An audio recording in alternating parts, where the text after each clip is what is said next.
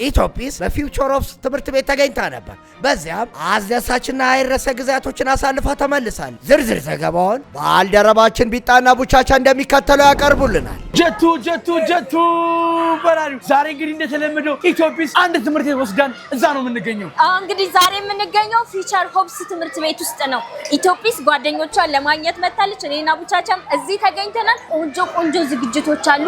ኢትዮጲስም እንዳለች ለጓደኞቼ ተረት እንቆቅልሻለኝ ብለዋል። እነሱም የተዘጋጁላት ፕሮግራም አለ። እንጋብዘው። ጀቱ ወደ ፕሮግራም እንላለን። እስኪ ናን ቻው በሉት። እስኪ ባልደረባችን አንድነትም ዝርዝር አላት። እንከታተላት። አመሰግናለሁ ጀቱ። ኢትዮጲስ በፊውቸር ሆፕስ ተገኝታ ነበረ። ፓፔት ትዕይንት፣ ውዝዋዜ ቀርቧል። ተማሪዎች ግጥም፣ መዝሙር አቅርበዋል።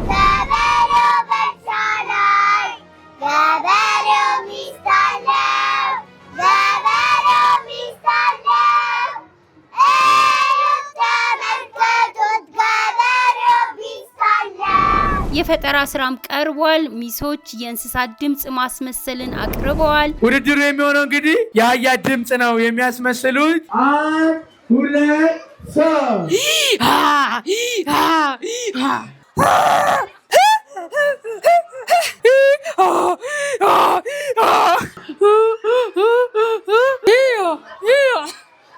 ሚስ በእምነት እንኳን ደስ አለሽ። ጎበዝ በርቱ።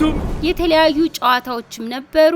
አስተያየቶችን ተቀብለናል። ስሜ አብነት ማሞ ይባላል። የፊውቸር ኦፕስ ትምህርት ቤት ምክትል ስራ አስኪያጅ ነኝ። ዛሬ ፊውቸር ኦፕስ ትምህርት ቤት ላይ ኢትዮጲስ ተገኝታ ልዩና አዝናኝ የሆነ ፕሮግራም አዘጋጅታለች። በዚህም ልጆቻችን ተደስተዋል፣ ተዝናንተዋል፣ ብዙ ፕሮግራም ቀስመዋል። ለዚህም ኢትዮጲስን ከፍ አድርገን እናመሰግናለን። በኢትዮጲስ ፕሮግራም ላይ የተለያዩ ጣፋጭ ተረቶች ቀርቦላቸዋል። የተለያዩ መጫወቻ አይነቶች ልጆቻችን እንዲዝናኑ ተደርገዋል። ልጆቻችን እንዲሳተፉ ላደረጉ ወላጆቻችን ምስጋናችን ላቅ ያለ ነው ማለት ነው። ወደፊትም እንዲህ አይነት መሰል ፕሮግራሞችን እያዘጋጀን ከኢትዮጲስ ጋር እንደምንሰራ ወላጆችን በዚህ መልኩ ተሳታፊ እንደሚሆኑ ተስፋ እናደርጋለን ማለት ነው።